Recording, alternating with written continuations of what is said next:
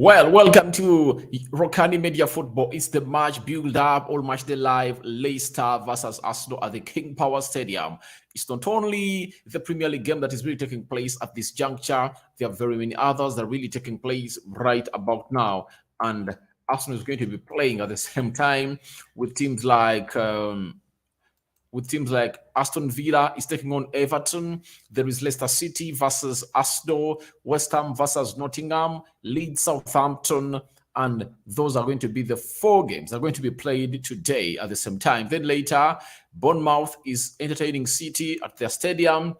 Then Crystal Palace and Liverpool will close the day of the game. And obviously, Spurs and Chelsea, it's going to be an early Kickstarter tomorrow before we get into the final of the Carabao Cup. United hosting Newcastle at Wembley. Welcome to this channel. Smash the like button, comment, and share. If at all you're watching us for the very first time, lower right bottom corner, that's the place to be. Arsenal is really having more injuries. As I told you in the video that I just did, that Edin Ketia is rumored not to be part of this Arsenal side because he has always been playing with any injury. Is that a reason that is going to be given to really get what we call the scapegoat, that he has been always playing injured?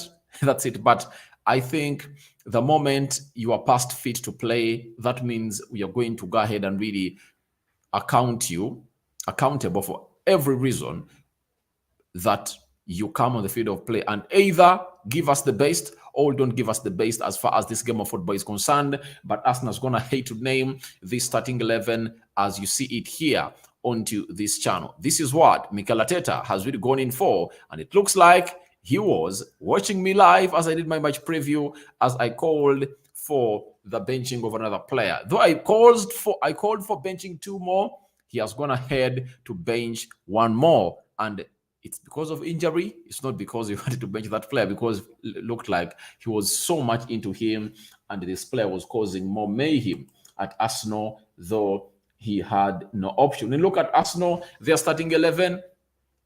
Ramsdale is in goal, unstoppable, and there's no way you can drop him.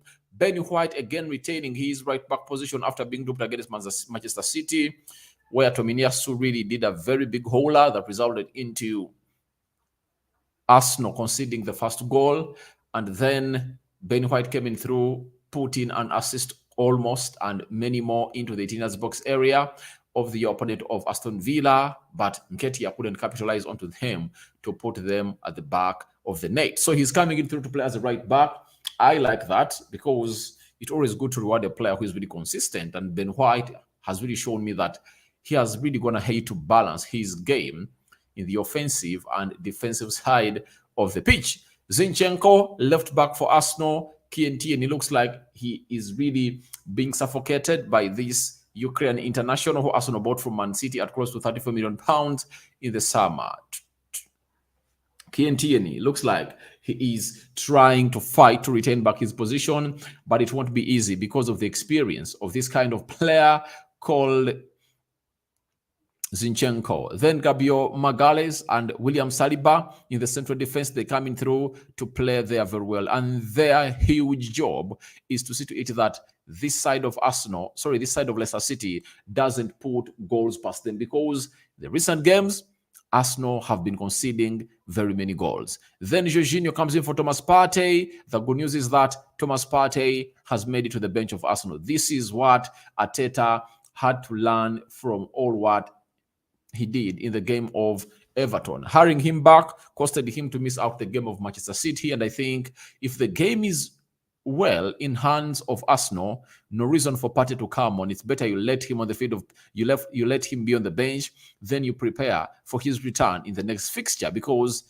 no reason of hurrying him back, because you are really having a player who can really get all that done and dusted. That is in Jorginho. Not so. I believe Jorginho can get everything done and dusted when they are playing Leicester, because he has a very good touch and sense of smelling danger. Odegaard is another one who is playing on the right side of Jorginho's shoulder, and Granit Xhaka coming in through to play on the left side of Jorginho's shoulder. Another change that I'd called for Arteta to make was all about Xhaka, because I believe Granit Xhaka is really dropping off and been shrinking ever since this season, ever since we came back from the World Cup. He's no longer the player he was when he was playing for Arsenal at the beginning of the season before we went to the World Cup break.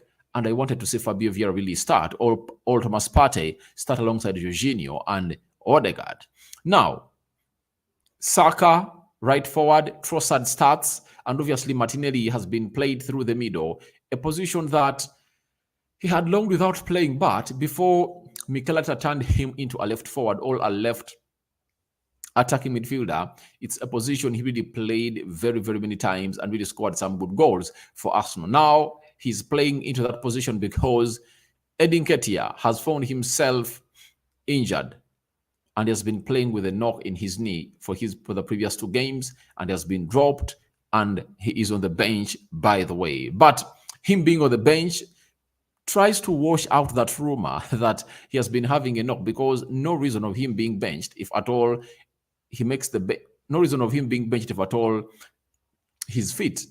That's it. The reason as to why he has been benched, according to me, it's because the manager believes he should really make some alternations. Yesterday, if you watched me very, very well, I called for the changes of Granit Xhaka,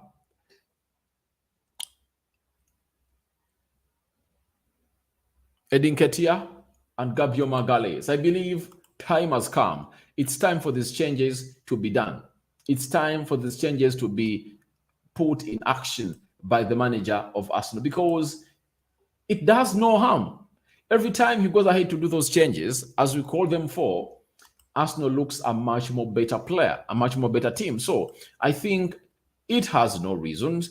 It has no problem. It has no repercussions for really dropping Edin Nketiah for Gabriel Martinelli, because you need Trossard into this team. And when you look at these two, they can alternate very well. Trossard can play here, and obviously Martinelli can find himself playing also here. And magic is going to happen today. I believe the forward of Arsenal today is going to be so much mobile. That is Gabriel Martinelli with his pace. I believe he's going to be one of those that is going to cause a lot of havoc to a side of Leicester City, because Trossard will provide him with those line-breaking passes that might find Gabriel Martinelli busting past the defensive line of Leicester City, and hence barring that ball into the back of the net. That's Gabriel Martinelli for you. And I believe that has been a very good change made by the manager of Arsenal. And it was really worth it, because Edin Nketiah has been missing out on very many chances. And how do you really show him that we are not here to misuse chances? It's by benching him, because if you don't bench him, that won't work down well in his memory lane, that he's missing chances that would have been turned into goals. So the PR of Edin Nketiah had really done a very good job, but I believe it's not the reason as to why he has been really benched. No knock. It's a reason, it's a decision taken by the manager, because he has been so much wasteful in this game of football, especially the game of Tottenham Hotspur and very many other games. Notably, Arsenal fans are really reminiscing about the misses on Man City and Aston Villa, but has been missing out on chances. And his link-up play is really lacking. So let's see how Martinelli does this, because I believe he's going to become a very good player, especially playing as a center forward for tonight. Then we are having Ward in goal for Leicester City. Castagne, Souter, Fez, Christiansen, Dobshuare and Didi, double pivot, then Pret coming in for James Maddison, then Tete. This guy is really deadly. Zinchenko needs to keep an open eye on this guy. He's really one of the deadliest I've seen in the Premier League as far as right attack midfielders are. This guy is really deadly, and he's a left-footed player who makes those diagonal runs. He's very fast Brazilian, good skill set, and Zinchenko should really keep a very huge eye watch onto him. Then Harvey Barnes is another one that Ben White needs to really not give a lot of space. He doesn't operate well in tight spaces, but when you get him space, he can turn out to be a player that is going to haunt you, and you will always regret why you went ahead to call in for this. Then Ikenacho leading the line for Leicester City. And I believe it's one of those things that you'll come out all for and embrace, that he has been trying to get himself back on form, but United came out and really stopped them. Now, Castagne is going to face Trossard. I believe Trossard is a very good player that can really find ways to go past this player. Then Saka, Christiansen. Obviously, Saka has been a constant, and his performances are really undoubted into this beautiful game of football. Faz, responsible for the first goal that United scored against them at Old Trafford. I think with the pace of Gabriel Martinelli, he's going to outpace them, according to me, because Martinelli is just someone else, and he's a person who loves running through the central axis, and they need to keep an open eye onto him.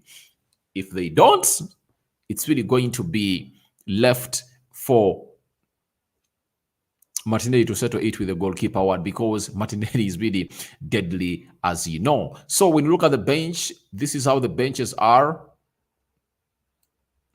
Leicester is having Tielemans on the bench, Jamie Vardy on the bench, Daniel Amate on the bench, Patson Daka on the bench, Ricardo on the bench, Mendy on the bench, Daniel Iverson on the bench, Luke Thomas, and Bokare Somare. They're really having very many players that can come in and really change the game of football. Tielemans, Jamie Vardy, Patson Daka, there is Somare. I think those can really come in through and really give you something that you least even think of, but they can really pull a rabbit out of the hat. When you go to Arsenal, they're having Kieran Tierney, Thomas Partey, big boost on the bench, Emily Smith-Rowe, Edin Ketia, Jakub Kivio, Rob Holding, Takahiro Tomiyasu, Fabio Vieira, and Matt. When we look at Arsenal, they're having Fabio Vieira.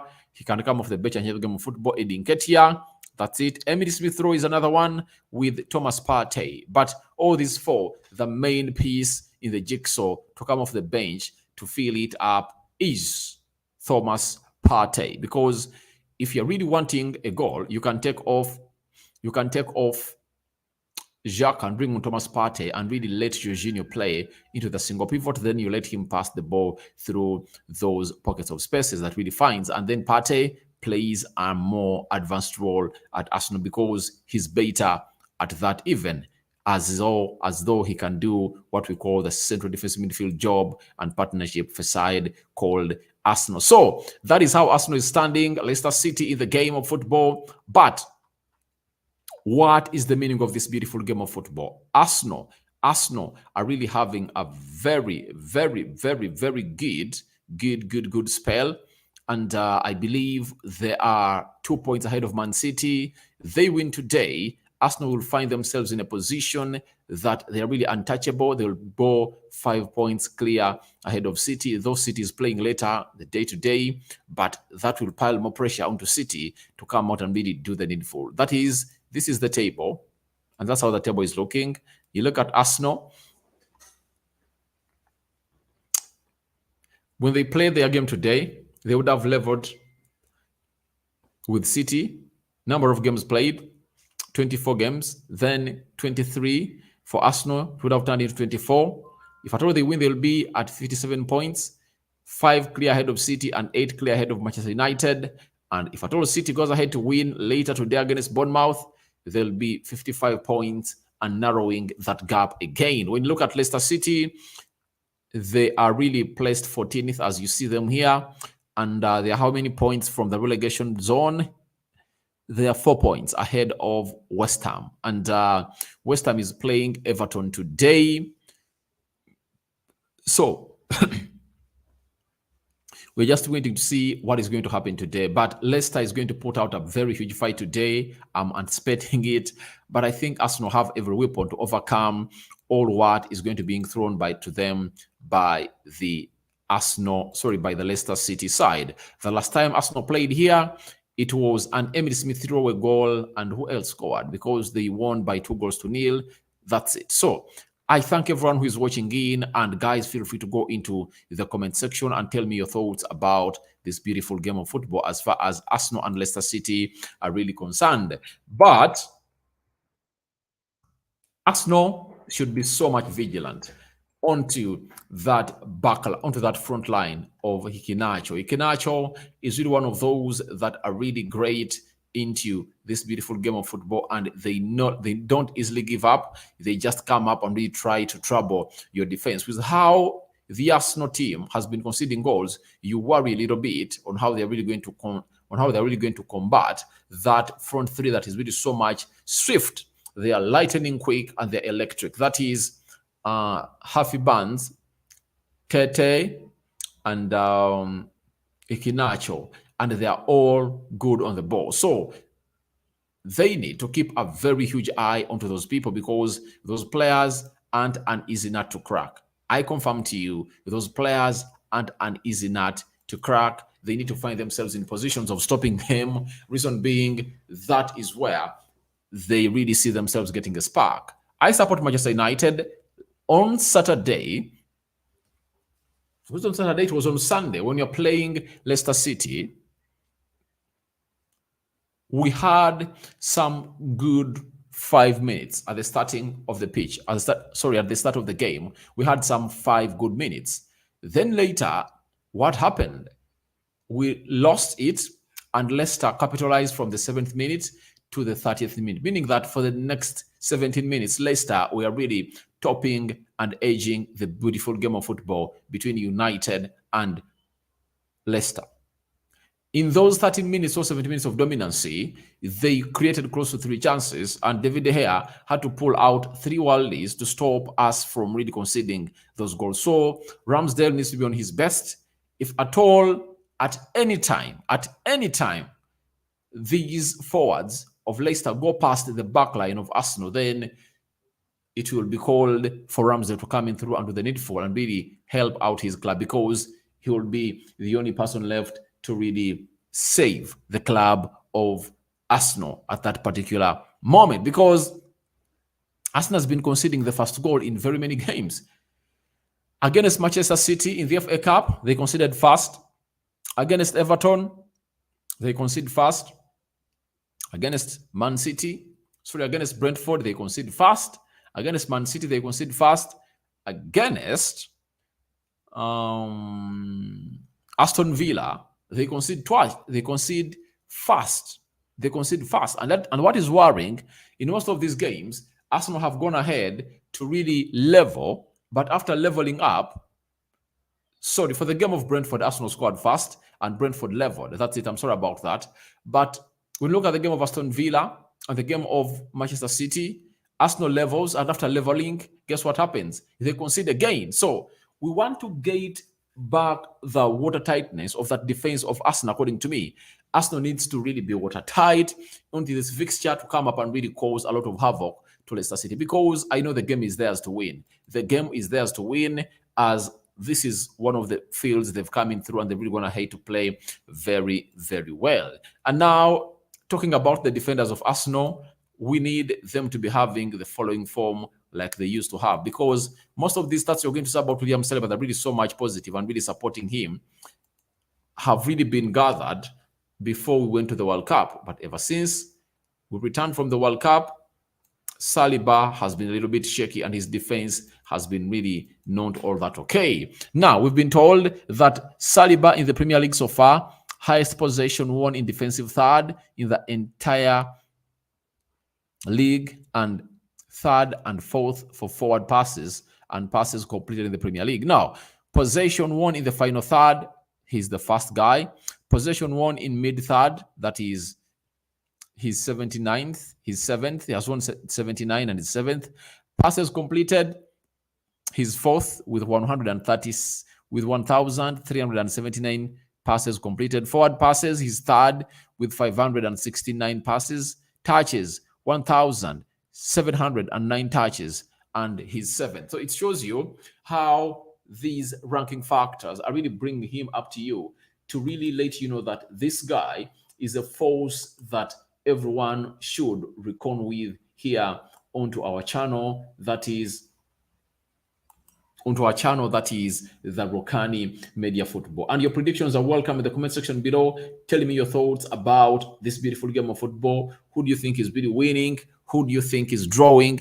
And vice versa, because the game of football has been confirmed as a sport that really has three results. One is a win, there is a draw, and a loss. So the loss is an L, the win is a W, the draw is a D. And I would love to see Arsenal winning this game of football, because I don't want them to grant City any chance of getting close to this trophy, because me, the team I support, United, is really having a very good season, but they're really having very many games. You cannot trust them when it comes to playing all those games and really scoring in goals and keeping the momentum. But with Arsenal left in two competitions only, I believe they can keep momentum and their players won't gas out, not even for a second, because they're really having lots of people around them that can really change this beautiful game of football they're really playing for. And that's why I fancy them to go ahead and really win. And secondly, if we let City win this league, we'll give teams like Real Madrid to brag that we've always given a reason as to why this team, PSG, and the League One being a Farmers League, because they've won it on several occasions. That's it. But if Man City does it, it would have won it the third time in the row. Wouldn't like to see that probably in the Premier League, especially if you support Manchester United. That's one of the records that Pep Guardiola has not yet broken in the Premier League, because only one manager holds that record, and that is Sir Alex Ferguson, who won it 3 times consecutively. 2007, 2008. No, it was 2006, 2007, 2007, 2008, 2008, 2009. We won it 3 times and we are unstoppable. Like you see Arsenal having what we call the unbeaten run.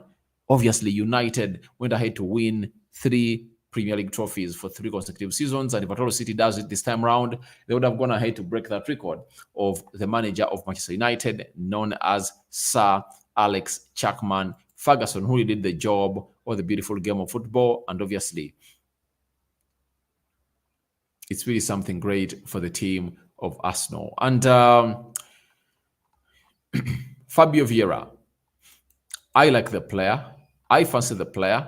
I have all courage and belief in him that he's going to be one of those players that is going to come up and really become a constant into that Arsenal midfield. I believe that he has all what it takes, and his manager Mikel Arteta has come out and really confirmed us that Fabio Vieira's performances in training are really giving him lots of headache. He came on when Arsenal is playing against Aston Villa. He bagged himself an assist, something that he does better on the field of play when he is really playing in for Arsenal, representing Arsenal. He doesn't really try to keep this away. But I know Arsenal really coming in through with a lot of pressure, especially the players, because it's not always easy to really have a young side like that of Arsenal to come in and really compete at this level when they're really topping the league, because pressure is really so much.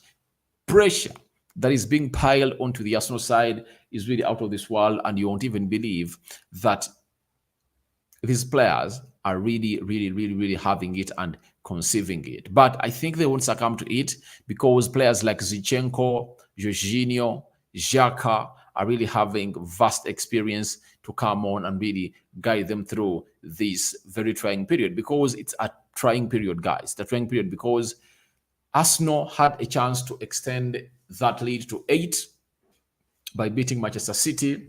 They didn't. So, although they have a game in hand, it's not a guaranteed win for the title of the Premier League.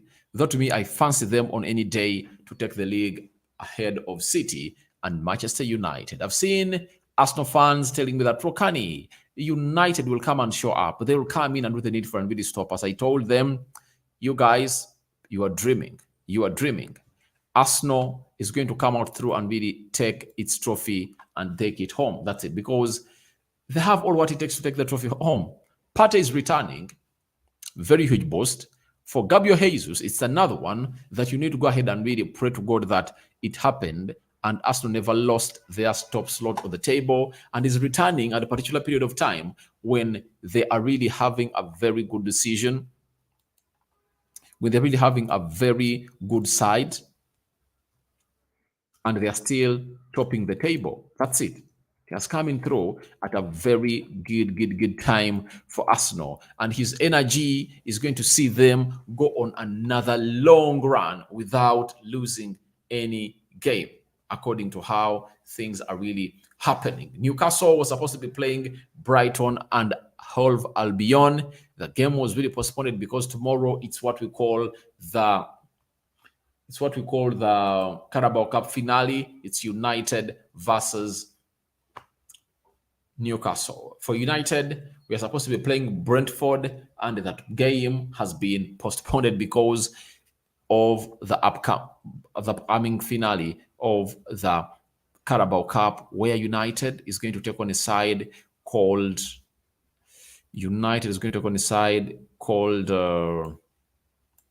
Newcastle there. So those two games have been postponed. So that means that if at all Arsenal play today, they would have leveled the number of games they have with a side called